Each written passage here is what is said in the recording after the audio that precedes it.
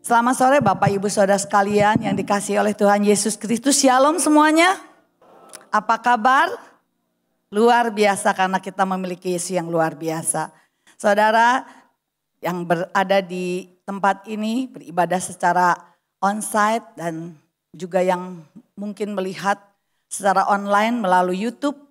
Dimanapun saudara berada, saya selalu berharap dan berdoa kita semua baik-baik. Kita semua sehat-sehat. Kita senantiasa ada dalam pemeliharaan Tuhan dan kasih setia Tuhan yang melimpah dalam hidup kita. Amin. Puji Tuhan. Nah, tema besar firman Tuhan pada bulan Juni ini yaitu keluarga yang teguh dalam iman. Dan tema firman Tuhan sore ini atau hari ini yaitu beriman di tengah tantangan. Ibrani pasal 10 ayat 38a. Firman Tuhan berbunyi, tetapi orangku yang benar akan hidup oleh iman. Saudara, hari ini kita akan sama-sama belajar kebenaran firman Tuhan dari teladan kehidupan seorang yang bernama Nuh. Yang memiliki peran penting dalam sejarah kehidupan manusia. Nuh adalah salah satu tokoh Alkitab yang dicatat sebagai saksi iman. Seorang pribadi yang memiliki iman sejati. Di dalam Ibrani 11 ayat 1 dikatakan bahwa iman adalah dasar dari segala sesuatu yang kita harapkan dan bukti dari segala sesuatu yang tidak kita lihat. Firman Tuhan tadi berkata, orangku yang benar akan hidup oleh iman. Dan Alkitab mengatakan bahwa Nuh adalah seorang yang benar. Orang yang sangat percaya kepada Tuhan dan janjinya. Ibrani 11 ayat 7 berkata, karena iman maka Nuh dengan petunjuk Allah tentang sesuatu yang belum kelihatan dengan taat mempersiapkan bahtera untuk menyelamatkan keluarganya. Dan karena iman itu ia menghukum dunia dan ia ditentukan untuk menerima kebenaran sesuai dengan imannya. Saudara, iman Nuh itu bukan berdasarkan pada apa yang dapat dilihatnya. Bukan berdasarkan pada apa yang dirasakannya. Iman Nuh itu bukan yang tanpa dasar. Iman Nuh itu bukan iman yang nekat. Iman Nuh itu bukan iman yang gambling, yang untung-untungan. Tetapi iman Nuh adalah didasarkan pada janji Tuhan. Nuh menjadi orang yang beriman dan dasarnya, fondasinya yaitu firman Tuhan. Dan itu dia imani untuk menjalani kehidupannya. Nuh sungguh percaya penuh kepada Tuhan dan kepada janji-janji Tuhan. Dan Tuhan tidak pernah mengecewakan Nuh. Saya percaya Tuhan juga tidak akan pernah mengecewakan kita ketika kita sungguh-sungguh percaya penuh dan percaya kepada firman Tuhan. Saudara, kita bersyukur memiliki atau untuk Nuh yang memiliki iman sejati. Iman yang teguh. Sebab kalau iman Nuh goyah pada waktu itu, ya tanpa iman kita tidak akan ada sampai hari ini. Tidak akan ada makhluk, tidak akan ada umat manusia di bumi ini. Sebab apa? Sebab pada waktu air bah semua manusia yang hidup pada zaman Nuh mengalami kebinasaan. Karena air bah yang dahsyat dan hanya Nuh yang beriman dan taat dia diselamatkan oleh Tuhan. Saudara, iman Nuh adalah kunci atau rahasia. Nuh dapat tetap bertahan, tidak pernah menyerah kepada keadaan. Dia tetap bertahan menghadapi tantangan dunia yang rusak dan penuh dengan hal-hal yang jahat. Hari ini kita akan belajar dari keteladan iman Nuh agar kita juga dapat bertahan dan menang menghadapi tantangan yang ada di hadapan kita di dunia ini. Nah, apa yang kita bisa pelajari dari teladan iman Nuh? Kejadian pasal 6 ayat 9 sampai 22 nanti kita akan baca secara sebagian-sebagian. Nah, dari kisah Nuh ini kita akan belajar paling sedikit ada 4 kebenaran. Dan saya buat dengan 4 akronim supaya dapat diingat yaitu 4H ya. Supaya saudara nanti pulang minimal ingat tadi khotbah apa ya? Oh, 4H ya. Nah, saudara, hak yang pertama agar saudara dan saya tetap beriman di tengah tantangan, maka kita harus hidup benar dan tidak bercela. hidup benar dan tidak bercela. Ayat 9a dan 10 firman Tuhan berkata, inilah riwayat Nuh. Nuh adalah seorang yang benar dan tidak bercela di antara orang-orang sezamannya. Ayat yang ke-10 dikatakan Nuh memperanakan 3 orang laki-laki, Sem, Ham, dan Yafet. Saudara, Nuh ternyata memiliki keluarga. Dia punya seorang istri dan 3 orang anak laki-laki. Istrinya siapa? Nyonya Nuh. Anaknya siapa? Sem, Ham, Yafet. Menantunya siapa? Nyonya Sem, Nyonya Ham, dan Nyonya Yafet. Itu kata Pak Rubin ya, sudah kenal ya saudara-saudara. Nah, saudara, keluarga Nuh ini digambarkan sebagai orang yang benar dan tidak bercela di antara orang-orang sezamannya. Dan Nuh adalah seorang kepala keluarga yang beriman. Dan ia telah memberikan teladan, mengimpartasikan imannya kepada istri dan anak-anaknya. Iman Nuh menjadi fondasi yang kuat bagi keluarganya, sehingga mereka juga beriman kepada Tuhan. Walaupun mereka dikelilingi oleh orang-orang yang tidak takut Tuhan, orang-orang yang jahat, mereka tetap dapat hidup berbeda dengan orang-orang yang ada. Bahkan mereka menjadi teladan. Saudara, keluarga adalah gereja terkecil, tempat terdekat kita untuk memberitakan Injil, menjadi saksi Kristus. Jadi saudara, mulai sekarang kalau ada di dalam keluarga saudara yang belum percaya Yesus, ya oma, opa, beritahu bahwa mereka harus percaya kepada Yesus. Sebab dunia sekarang ini tidak menentu. Bencana alam, gempa bumi, hal-hal yang cuaca yang ekstrim terjadi di mana-mana. Tapi ketika seluruh keluarga kita sudah percaya Yesus, mereka akan diselamatkan. Saya bersyukur Pak Rubin suka mengajar anak-anaknya, mengajar anak-anak sejak usia 2 tahun diperkenalkan kepada Yesus selain melalui sekolah minggu. Dan saya percaya keluarga merupakan tempat pusat pembentukan iman, tempat untuk membentuk karakter yang baik, tempat untuk menanamkan nilai-nilai kebenaran firman Tuhan. Karena itu anak-anak perlu diajar untuk supaya membaca Alkitab setiap hari sejak kecil. Keluarga adalah tempat untuk menanamkan etika, tata krama, sopan santun. Dan itu harus diajarkan sejak kecil dan harus dilatih terus menerus. Seperti misalnya kita harus ajarkan melatih anak-anak kita atau cucu kita untuk berkata thank you, terima kasih ketika orang menolong kita, ketika orang memberi sesuatu kepada kita. Terima kasih. Kemudian kalau ada orang yang kalau kita melakukan kesalahan, kita harus berkata maaf ya, sorry.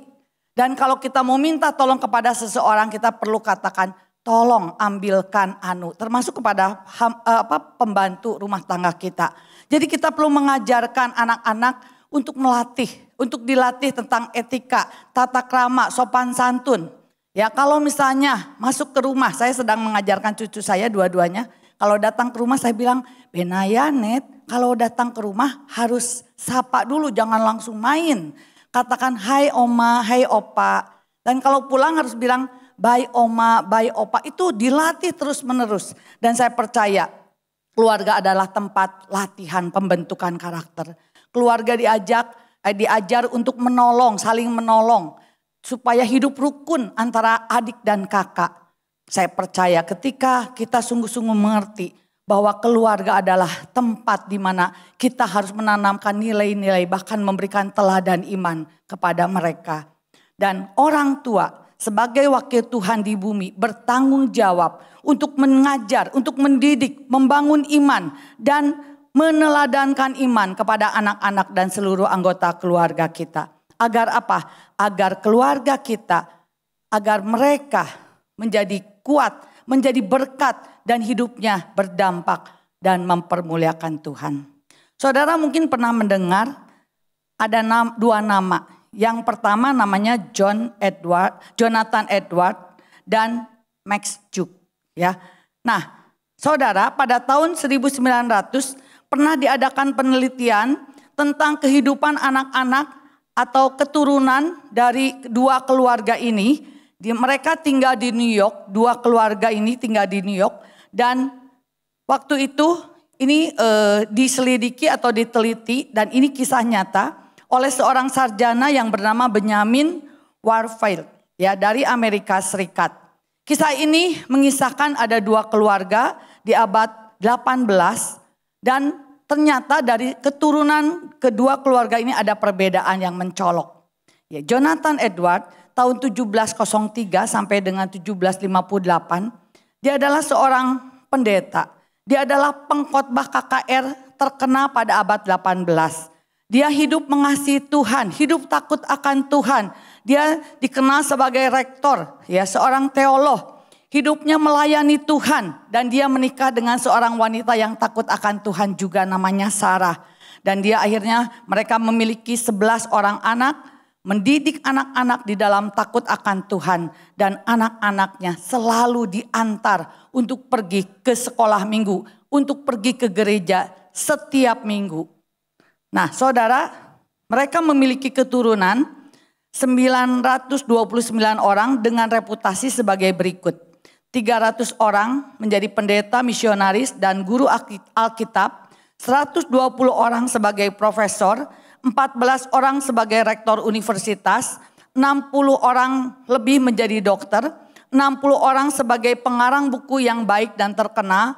110 orang menjadi pengacara. Beberapa menjadi pengusaha yang terkenal di Amerika. 3 orang menjadi anggota Kongres. Dan 1 orang menjadi wakil presiden Amerika. Dan tidak ada seorang pun yang berhutang pada negara. Kita lihat perbedaannya dari Max Juk ya. Seorang ateis, dia tidak percaya kepada Tuhan, tidak punya prinsip hidup, tidak mengizinkan anak-anaknya pergi ke gereja atau ke sekolah minggu. Dilarang walaupun mereka ingin, dilarang. Dan dia tidak memiliki pekerjaan karena dia adalah seorang pemabuk, suka mabuk-mabuk sehingga tidak punya pekerjaan tetap. Dan setelah itu dia ternyata memiliki keturunan 1026 orang dengan reputasi sebagai berikut. 300 orang pernah dipenjara rata-rata 13 tahun. 440 orang hidup pesta pora dan mabuk-mabukan. 100 orang pecandu alkohol, 310 orang hidup miskin dan sebagai gelandangan. 55 orang jadi korban pelecehan, 60 orang sebagai pencuri dan perampok, 130 orang menjadi pelaku tindakan kriminal, 190 orang sebagai pelacur, 7 orang sebagai pembunuh. Satu pun dari keluarganya tidak ada yang memberi kontribusi yang baik kepada lingkungannya, kepada negaranya. Bahkan mereka semua membebani negara dengan hutang $1.200.000 US. Saudara, ternyata ada perbedaan yang jelas antara orang-orang yang hidup takut Tuhan, keturunannya itu diberkati Tuhan, menjadi berguna, menjadi berkat. Dan orang-orang yang hidupnya, keturunannya, orang tuanya ya tidak takut akan Tuhan, hidupnya menjadi kacau dan berantakan dan merugikan banyak orang. Saudara, tepat seperti apa yang dikatakan oleh firman Tuhan. Ya, ini ayat yang disukai oleh Julius ya.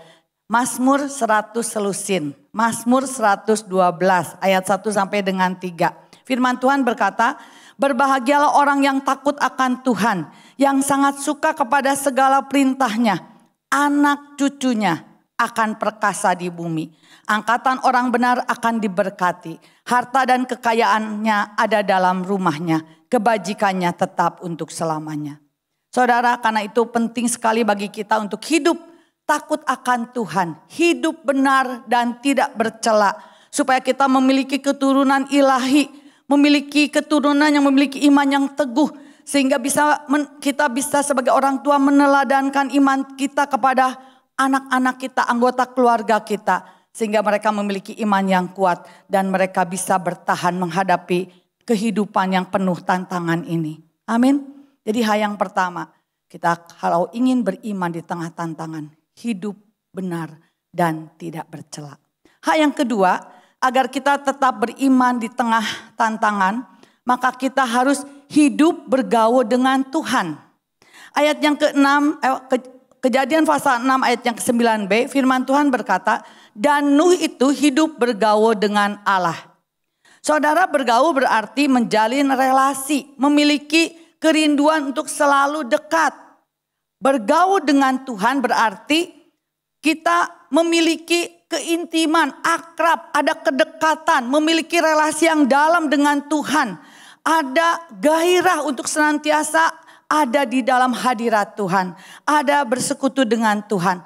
Memiliki komitmen untuk setia mengasihi Tuhan apapun resikonya.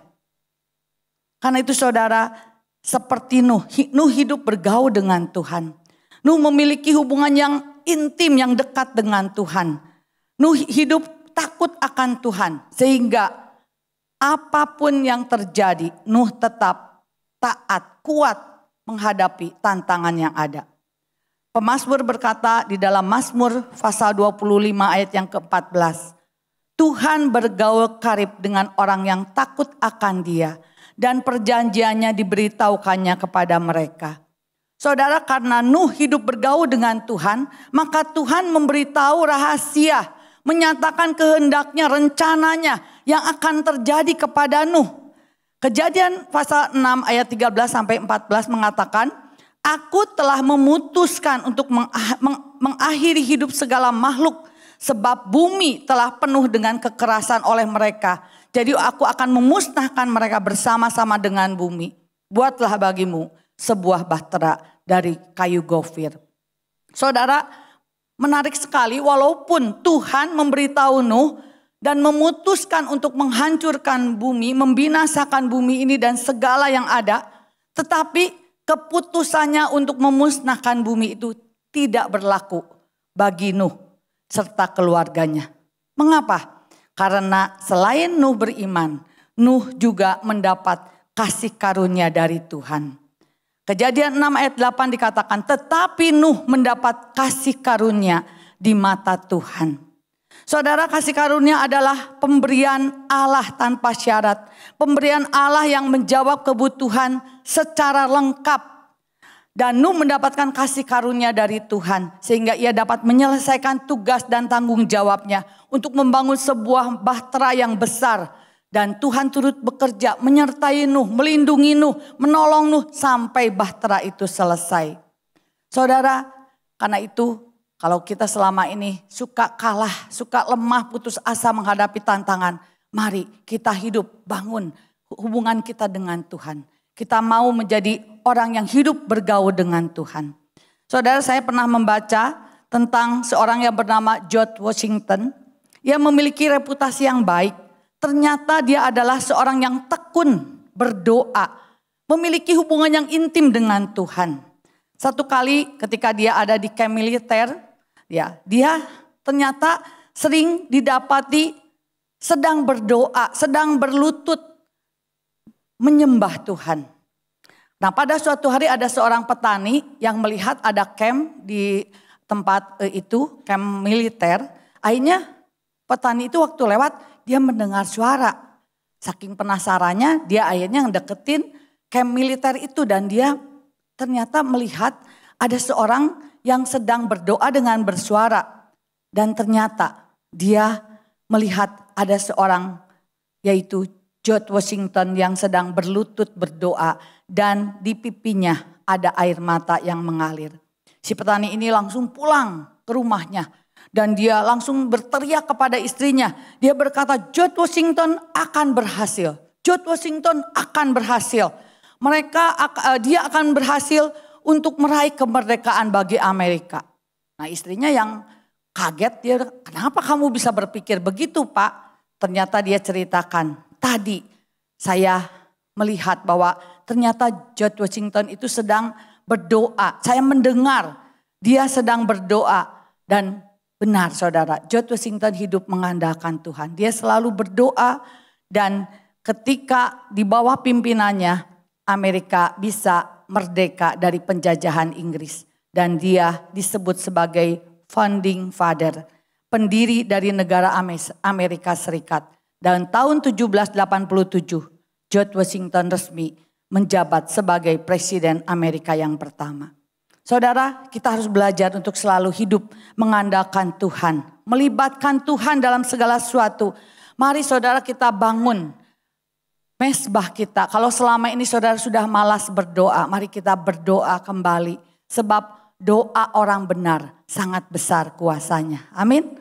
Saya percaya ketika kita berdoa, Tuhan yang bekerja. Waktu Maret tanggal 18, kita ada beberapa orang rombongan ke Israel. Dan kita diajak ke sebuah tempat, ya Dome of the Rock. Di depannya ada Masjid Al-Aqsa. Sekarang sudah lain ya. Waktu itu biasanya kan kalau ke sana suka doa. Tapi tour leader ini berkata, Bu Lena gak boleh kelihatan doa. Mereka takut kalau kita berdoa. Jadi kalau mau doa udah kayak orang ngobrol aja katanya ya. Jadi kita itu doa sambil matanya melek. Karena waktu kita ngeliling gini langsung ada petugas yang datang. No pray gitu. Ya, karena apa? Karena kita tahu mereka takut ada kuasa di dalam doa. Amin. Karena itu saudara, mari kita kembali berdoa kepada Tuhan. Miliki hubungan yang intim dengan Tuhan. Saya percaya ketika kita ada di dalam hadirat Tuhan. Itu akan membuat kita kuat.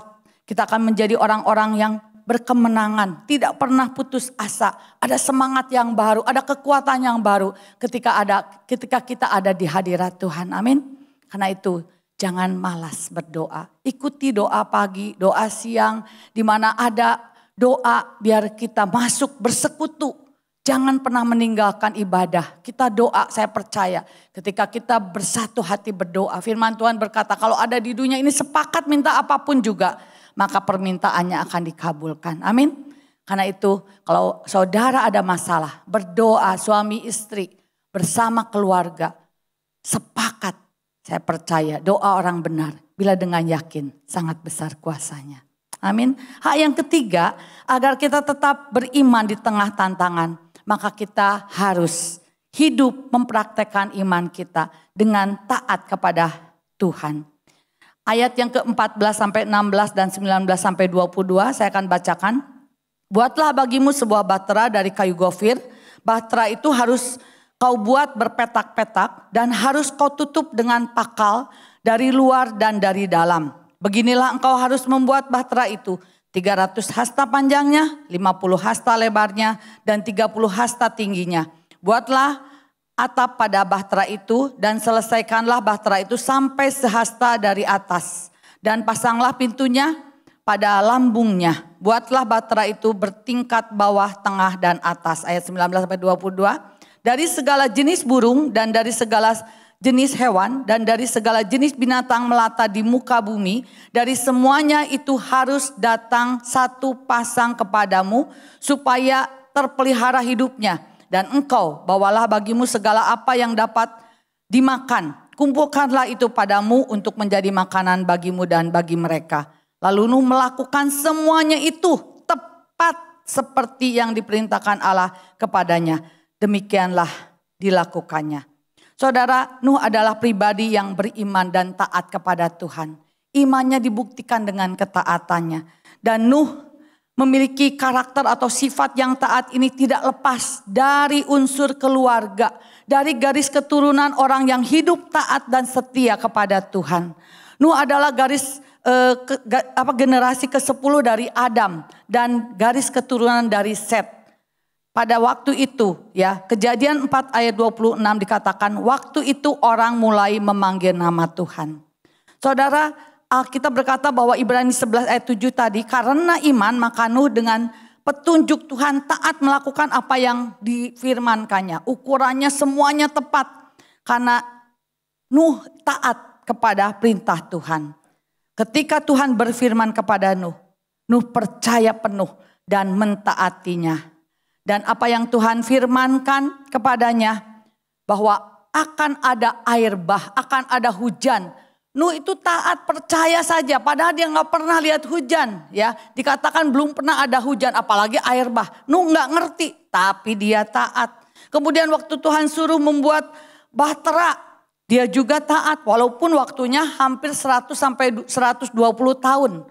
Bahkan waktu membuat bahtera ada kesulitan, ada tantangan baik dari dalam, dari luar, juga masalah perlengkapan yang terbatas. Juga orang-orang yang menghina, mengejek, mencemooh. Karena apa? Karena Bahtera itu dibangun jauh dari laut. Nggak ada air. Ya, tapi Nuh tetap taat, setia, melakukan apa yang Tuhan perintahkan. Nuh tidak mengeluh, Nuh tidak menolak, Nuh tidak membuat alasan kepada Tuhan untuk tidak taat. Alkitab dengan jelas mengatakan bahwa Nuh melakukan semuanya seperti yang diperintahkan Tuhan. Saudara, Nuh tetap mempercayai Tuhan dan Nuh tetap taat melakukan apa yang Tuhan kehendaki. Ketaatan Nuh adalah bukti kasih Nuh kepada Tuhan. Kalau saudara dan saya berkata, Tuhan aku mengasihimu.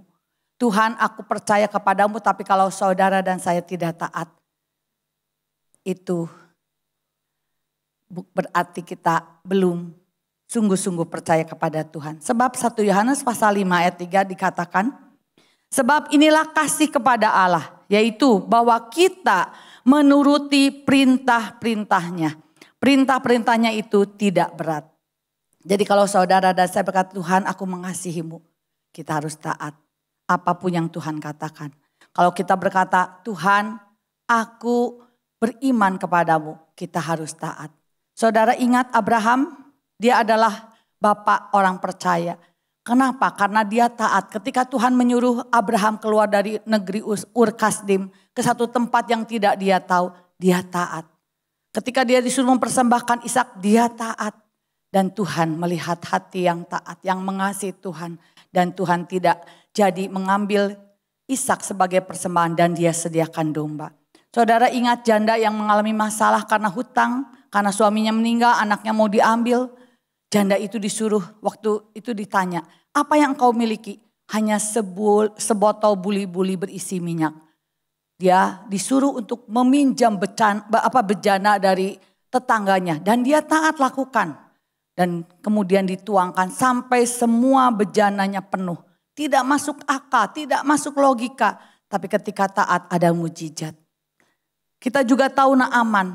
Ketika Naaman sakit disuruh mandi di sungai Yordan sebanyak 7 kali. Naaman taat dan ada mujizat. Naaman sembuh dari kustanya. Ketika Nabi Elia disuruh Tuhan, waktu masa kekeringan kelaparan, pergi ke sungai Kerit, pergi ke janda Sarfat. Elia taat dan akhirnya dia dipelihara Tuhan. Petrus juga sama. Ketika dia melihat Tuhan dikatakan hantu, bukan ini Tuhan. Kalau memang Tuhan suruh aku berjalan di atas air. Dan Tuhan berkata ayo jalan di atas air. Dan Petrus mengalami mujizat. Dia dapat mengatasi kemustahilan. Ketika Petrus semalam-malaman tidak mendapatkan ikan. Tapi Tuhan memerintahkan tebarkan jalamu. Petrus taat dan ada berkat, banyak ikan didapat. Bahkan sampai tidak dapat ditampung dan dibagi-bagikan. Kita tahu Yesus juga taat sampai mati. Maka kita yang percaya pasti diselamatkan. Saudara, ketaatan selalu membawa berkat. Ketaatan membawa mujizat. Ketaatan mendatangkan keselamatan dan keberhasilan. Saya pernah membaca tentang sebuah penelitian yang menarik di sebuah taman kanak-kanak. Ya, di sekolah TK di satu kelas ada seorang guru. Dia itu mengambil sebanyak kue dan permen. Kemudian dia berkata, anak-anak, kue dan permen ini nanti akan ibu bagikan, tapi jangan sekarang. Ibu akan keluar dulu. Ibu pesan, jangan ada yang ngambil kue dan permen ini. Nanti tunggu ibu. Kemudian ibu itu keluar, guru itu keluar. Dan tanpa setahu anak-anak, ternyata peneliti ini memasang CCTV apa yang sedang dikerjakan oleh mereka. Dan ternyata waktu guru itu keluar, beberapa anak tidak tahan. Dia ambil kue, ambil permen. Ya, anak yang ragu-ragu, dia lihat, oh temennya ada yang ngambil, akhirnya ngambil juga. Tapi hanya sedikit anak yang taat.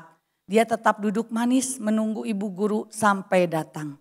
Dan akhirnya ibu guru datang, ibu gurunya membagikan. Tapi dari penelitian itu mereka tahu ada anak yang taat. Ada yang anak-anak ragu tapi akhirnya tidak taat. Dan ada anak hanya sedikit yang taat.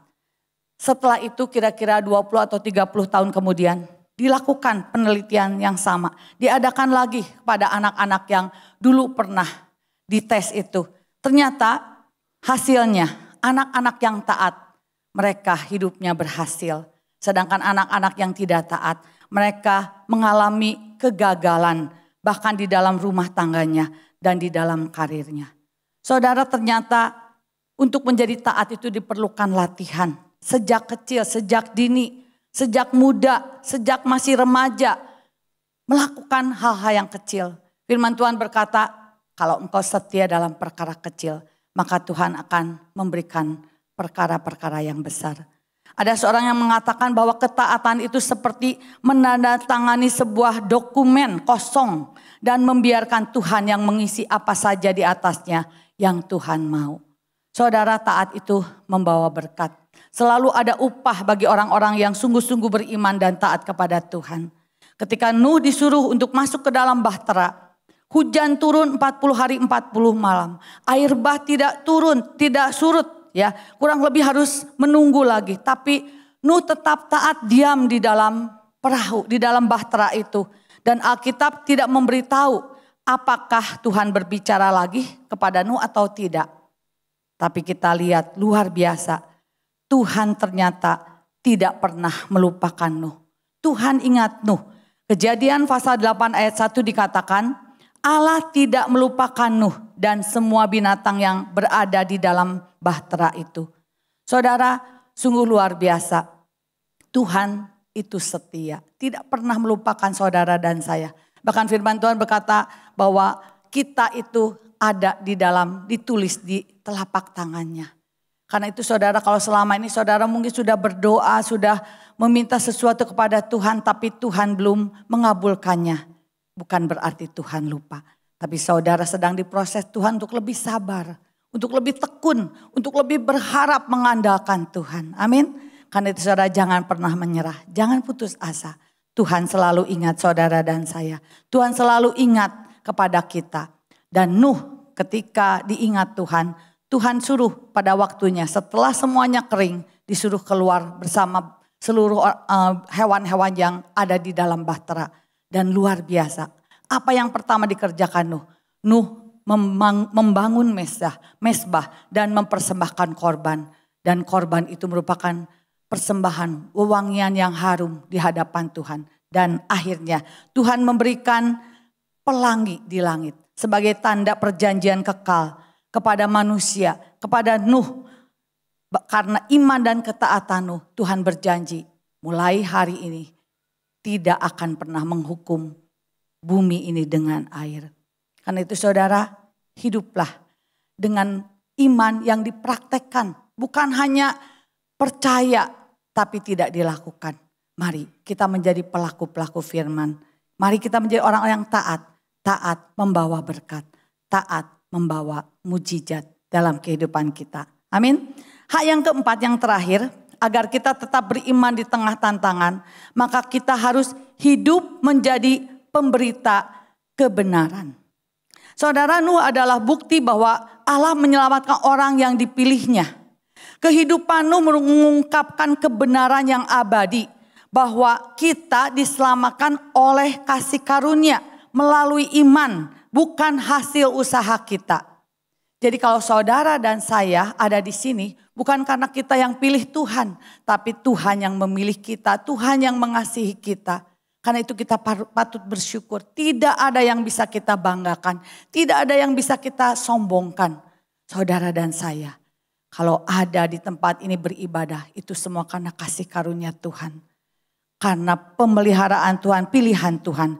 Efesus pasal 2 ayat 8 dikatakan, sebab karena kasih karunia kamu diselamatkan oleh iman. Itu bukan hasil usahamu, tetapi pemberian Allah.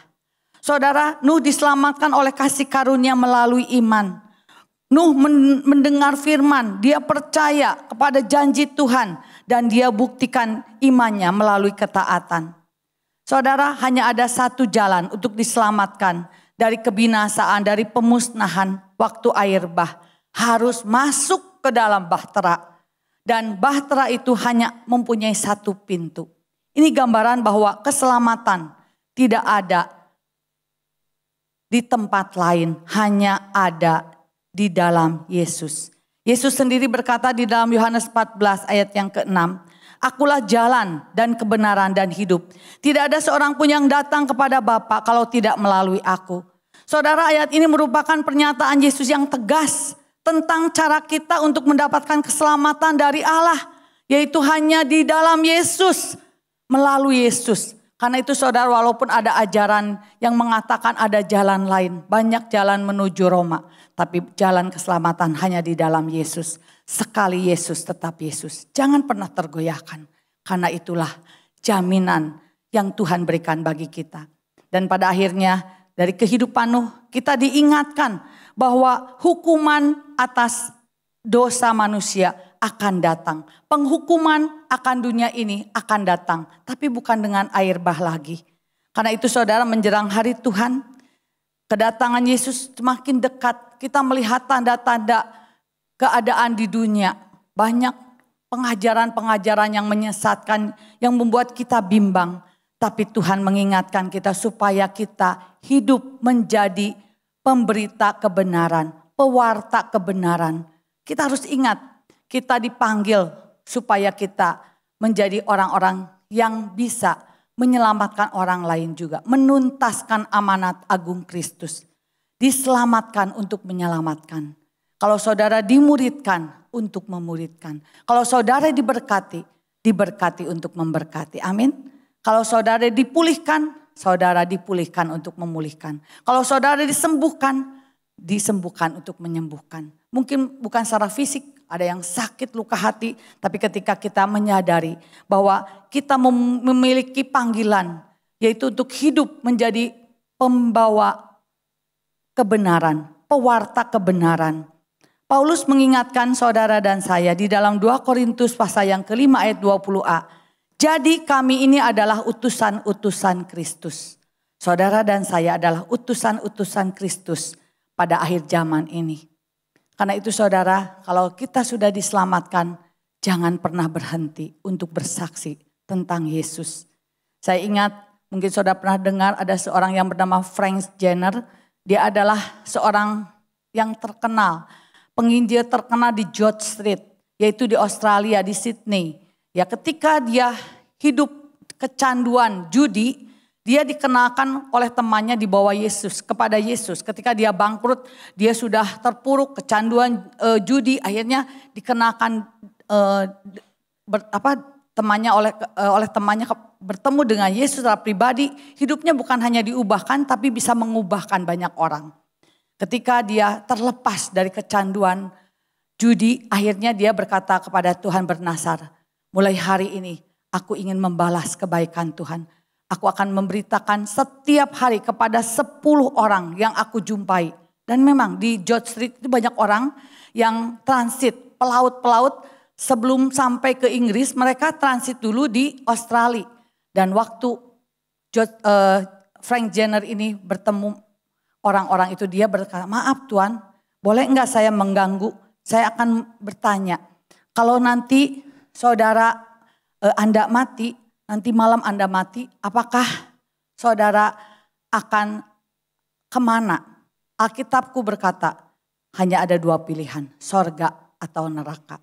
Nah, orang yang mendengar itu ternyata mereka mulai terngiang-ngiang, ya, mulai mencari. Ketika sampai di Inggris mereka cari hamba Tuhan. Dia merasa gelisah. Karena apa? Ketika kita memberitakan Injil bagian kita, Tuhan bekerja melalui bagiannya. Tuhan Roh Kudus bekerja. Dan saudara, Frank Jenner ini melakukan hampir 28 tahun. Setiap hari kepada 10 orang. Saya percaya kalau kita satu hari kepada 1 orang, kota Tasik akan dimenangkan. Jangan berhenti memberitakan kebenaran. Sekarang banyak sekali berita-berita yang tidak benar. Berita-berita yang buruk, tapi kita mau menjadi pemberita kebenaran. Dan Frank Jenner ini ketika sudah lanjut usia ditemui oleh seorang hamba Tuhan namanya Dixon. Dia ceritakan banyak orang di Inggris yang bertobat gara-gara kamu.